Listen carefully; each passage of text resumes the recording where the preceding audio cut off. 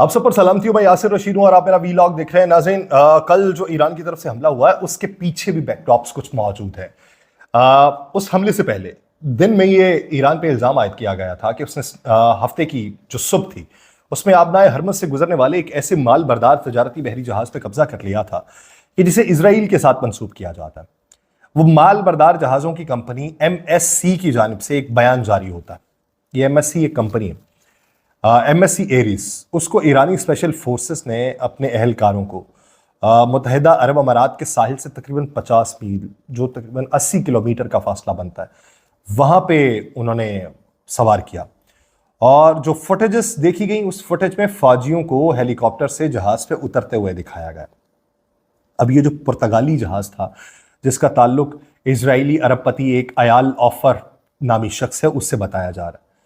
और ये जो वाक़या है एक ऐसे वक्त में सामने आया था कि जब रात को कार्रवाई होना है और अप्रैल का जो महीना है इसके शुरू में दमिश्क में ईरानी कौंसल खाने को फजाई हमले में तबाह किया जाना था। इस पे पहले से कॉशंस थे। अब लोग ये कहते हैं कि ड्रामेबाजी थी। ड्रामेबाजी नहीं थी कि ईरान की तरफ से जो हमला किया गया और उन्होंने नाकाम बना दिया। इसराइल पे हमले का खदशा था और इसराइल ने हफ्ते के रोज भी ये कहा था कि ईरान को सूरत हाल को मजीद खराब करने का फैसला करने के नताइज भुगतना होंगे। जो आखिरी बार ट्रैकिंग की मदद से मिलने वाला डेटा था उसमें MSC एरीज को मुत्तहिदा अरब अमारात के साहिल से 18 घंटे पहले आबनाए हरमज की तरफ जाते हुए दिखाया गया था। उसके बाद उसने अपने ट्रैकिंग डेटा को बंद कर दिया था, जो खित्ते में इसराइल से वाबस्ता जहाजों के लिए एक आम सी बात है। तो तैयारी उनकी भी पूरी थी और उन्हें मालूम था कि ऐसा कुछ होगा, तो इसलिए यह ऑपरेशन नाकाम हुआ है। बरतानिया की मैरीटाइम ट्रेड ऑपरेशंस एजेंसी ने एक बयान के अंदर यह कहा, जिसमें उन्होंने बोर्डिंग की तस्दीक की, उसमें ईरान के मुलव्वस होने का कोई जिक्र नहीं किया गया, बल्कि यह कहा गया कि जहाज को मुत्तहिदा अरब अमारात में फुजैरा के साहिल के करीब इलाकाई हुक्काम ने कब्जे में ले लिया था। लेकिन ईरानी मीडिया ने फौरी तौर पर इस वाक़े में मुल्क की स्पेशल फोर्सेस के मुलव्वस होने की तरदीद की थी। अब बैकएंड पे चीजें पक रही थी और सारा कुछ हो रहा था। इसी वजह से उन्होंने $1.5 लाख के इंटरसेप्टर मिसाइल इस्तेमाल किए हैं इसराइल ने उनको रोकने के लिए। ईरान की एक एजेंसी है इरना, उसके पासदारान इनकलाब की बहरी शाख से MSC एरीज को कब्जे में लेने की बातें हुई क्योंकि उसका ताल्लुक इसराइल से था। इरना ये कहती है कि जहाज को ईरानी पानियों में ले जाया जा रहा है और वीडियो फुटेज में यह दिखाया गया था कि एक फौजी हेलीकॉप्टर से बहरी जहाज के ऊपर कुछ लोग उतरते हैं। अमले के एक रुकन को चीखते हुए सुना जा सकता है, जो अपने दूसरे लोगों को कहता है कि बाहर मत निकलना। और वीडियो के अंदर एक कमांडो है जिसको कवर फायर फराहम करने के लिए घुटने टेकते हुए भी देखा जा सकता है, जबकि फिर उस हेलीकॉप्टर से दीगर जो फौजी हैं वो जहाज के ऊपर सवार होते हैं। और MSC वो जो कंपनीज है उसके मुताबिक पकड़े जाने के वक्त जहाज पे अमले के तकरीबन 25 अरकान सवार थे। अब आबनाए हरमज वाला मामला क्या है ये मैं आगे चल के आपको बताता हूँ। तेहरान के अंदर हुकाम ने उसके कब्जे के बारे में कोई तबसरा नहीं किया, लेकिन रात को कार्रवाई इसराइल के ऊपर होती है। अयाल ऑफर जिसकी कॉरपोरेशन है जोडेक इंटरनेशनल का कहना है कि वो MSC से वाबस्ता है, लेकिन MSC जहाज के इंतजाम के लिए जिम्मेदार है। अमरीकी सदर बाइडन ने इस बारे में कहा कि उन्हें तवक्को है कि ईरान जल्द या बदेर इसराइल पे हमला कर देगा। और ये कब की बात है? कल सुबह की बात, पाकिस्तानी वक्त मुताबिक, ईरानी वक्त भी उसी के करीब था। उसके सुबह की बात है कि जब उनकी रात थी और वो ये कह रहे थे कि ये जल्दी या देर हमला जरूर करेगा इसराइल के ऊपर, यानी उनके पास पहले भी इंफॉर्मेशन थी। इसराइल ने शाम में ईरानी कौंसल खाने पे हमले की जिम्मेदारी तो कबूल नहीं की थी, लेकिन बड़े पैमाने पे यही समझा जा रहा था कि इस हमले के पीछे इसराइल का ही हाथ है। इसराइल ने उसकी जिम्मेदारी कबूल नहीं की थी। 2 अमरीकी ओहदेदार थे, उन्होंने CBS को ये बताया, CBS एक इंटरनेशनल मीडिया है, उसको ये बताया कि ईरान इसराइल पे हमला कर सकता है। एक तरफ से यह भी दावा किया गया कि उनके पास मौजूद इंटेलिजेंस रिपोर्ट्स के मुताबिक इस मुमकिन ईरानी हमले में 100 से ज्यादा ड्रोन्स हो सकते हैं, दर्जनों क्रूज मिसाइल हो सकते हैं, शायद बैलिस्टिक मिसाइल भी इस्तेमाल हो सकते हैं, जिनके जरिए इसराइल में फौजी अहदाफ को निशाना बनाया जा सकता है। खबर उनके पास थी। उधर इजरायली मीडिया पर भी यह रिपोर्ट किया जा रहा था कि इजरायली वजीर आजम बेंजामिन नेतन्याहू जो हैं उन्होंने ईरान के मुमकिन हमले की तैयारी के लिए सीनियर हुकाम से मुलाकात की है। आपको लोग अगर सारी रात कोई अपडेट ले रहा था तो उसे इब्तदाई तौर पे एक तस्वीर आई होगी वॉर कैबिनेट की देखने की इसराइल की, वो उस वक्त की नहीं थी, वो उससे पहले की थी। सदर बाइडन ने ईरान के नाम ही एक पैगाम भिजवाया जिसमें कहा गया कि ऐसा ना करें और वाया कतर भिजवाया गया। उन्होंने कहा था हम इजरायली दिफा के लिए वक्फ हैं, हम इसराइल की मदद करेंगे, हम इसराइल के दिफा के लिए मदद करेंगे और ईरान कामयाब नहीं होगा। लेकिन ईरान ने जवाब दे दिया। इससे पहले अमेरिका ने ईरान की जानिब से मुमकिन हमले के खतरे के पेश नज़र इसराइल में मौजूद अपने सिफारतकारों पर सफरी पाबंदियां भी आयद कर दी थी। यहां पे आपको चीजें देखना होंगी, एक ऐसे वक्त में नहीं हुआ कि उन्होंने किया तो उनका इतना जदीद सिस्टम था। जदीद सिस्टम है, दुनिया के जदीद सिस्टम्स में शुमार होता है, लेकिन इतना भी नहीं कि उन्हें उस वक्त ही पता चला और उन्होंने एक्टिव कर दिया। अपने सिफारती अमले को जहां पे भी मौजूद थे वो यरूशलेम और तल अबीब में अमेरिका के, उन्होंने उनको मना कर दिया कि आप सफर ना करें बाहर।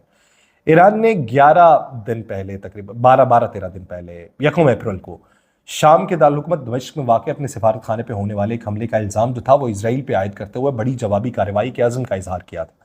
और इस हमले में सीनियर ईरानी कमांडर जो हैं उन समेत 13 अफराद शहीद हुए थे। इसराइल ने 1 अप्रैल को ही दमिश्क में ईरानी कौंसल खाने पे होने वाले हमले की जिम्मेदारी कबूल नहीं की थी, लेकिन तासुर यही था कि यही है, क्योंकि इसराइल ये क्लेम करता था कि हिजबुल्लाह को मजबूत करने में लबनान में इसका बहुत बड़ा किरदार है ईरान का, और ईरान जो है उन्हें सपोर्ट फराम करता है। ईरान गजा में इसराइल से लड़ने वाले मुसल्लह फलस्तीनी ग्रुप हमास की भी हिमायत करता है, जबकि उसके साथ पूरे खत्ते में सरगर्म मुख्तलिफ प्रॉक्सी ग्रुप्स जो हैं, जैसा कि लबनान में हिजबुल्लाह है और अक्सर इजरायली अहदाफ के खिलाफ हमला करते रहते हैं, उनको ये सपोर्ट करता है, इसलिए उन पर हमला हुआ था।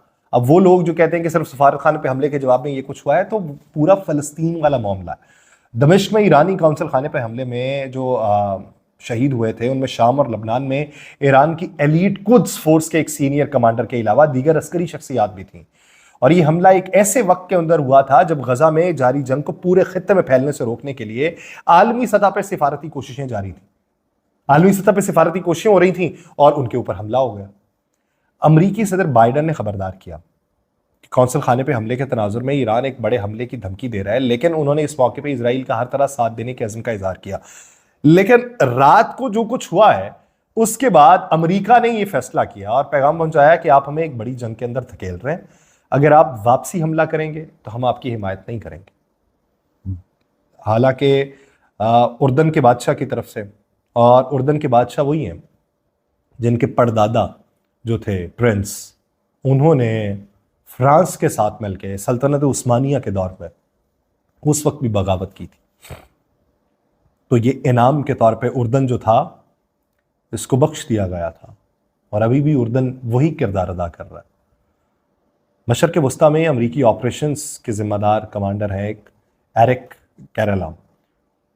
उन्होंने सिक्योरिटी ख़तरात पे बातचीत के लिए इसराइल का दौरा किया था अभी कुछ दिन पहले। तो पेंटागन ने यह कहा है कि कमांडर एरिक का ये दौरा पहले से तयशुदा था, लेकिन जो पेशरफ्त हुई उसकी वजह से इसका शेड्यूल बदला गया और इसे तयशुदा वक्त से पहले किया गया। अब वो तयशुदा वक्त से पहले करने पे उधर हमला हो गया, तो इसलिए ईरान ये भी समझ रहा है कि इस हमले में अमेरिका भी मुलव्वस था।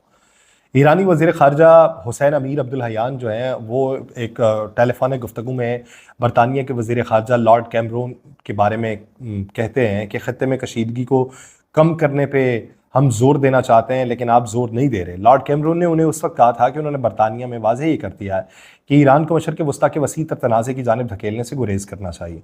उन्होंने ये भी कहा था कि हालात का दुरुस्त तज्जिया ना करना मज़ीद तशद्दुद का बायस बन सकता है। लेकिन अमरीकी वज़ीर ख़ारजा एंटनी ब्लिंकन ने चीन, सऊदी अरब और तुर्की के वज़राए ख़ारजा से बात की और कहा कि मज़ीद कशीदगी किसी के मफाद में नहीं है। लेकिन टर्की ने यह कहा कि हम अपनी फ़ज़ाई हुदूद ईरान के ख़िलाफ़ इस्तेमाल नहीं होने देंगे। ये टर्की की तरफ से पैगाम था ऐसे वक्त में कि जब इजराइल चाह रहा था कि कोई खड़ा होकर कहे कि मैं तुम्हारे साथ हूं, परखना चाह रहा था। लेकिन अब इसमें ये देखें, यमन, लबनान, ईरान, यहां से हमले और उसके बाद मौजूदा सूरत हाल के अंदर इनकी सपोर्ट चाइना और रशिया, ये एक ब्लॉक है। दूसरी तरफ कौन कौन था? इजराइल, अमेरिका और बरतानिया। इजराइल ने अमेरिका को कहा और अमेरिका की तरफ से जवाब ये आया कि आप हमें एक बड़ी जंग में धकेलने की कोशिश कर रहे हैं, और बाद में बाइडन ने यह कहा है कि हम जवाबी हमले में आपकी मदद नहीं करेंगे। अब ये बज़ाहिर माहौल को ठंडा करने के लिए कहा गया हो या जो भी कहा गया हो। बरतानिया के ऋषि सोनक की तरफ से जो बयान मंजर आम पे आया, उन्होंने ईरान की मजम्मत की। अब उधर उर्दन में अगर देखें तो बरतानवी और अमरीकी जहाज मौजूद थे जो ड्रोन्स को गिराने के लिए थे। अब एक ऐसे वक्त में जब दो ब्लॉक्स बन रहे हैं, तीसरा एक और ब्लॉक है जो ये कहता है कि हमें किसी रिफ्ट में नहीं जाना, जो इंडिया ने कहा है। अब देखना ये कि इन ब्लॉक्स में तकसीम किस तरीके से होती है, कौन कहां पे खड़ा होता है, उसके लिए वक्त का इंतजार है। मुझे दीजिए इजाजत, अल्लाह ने के बाद।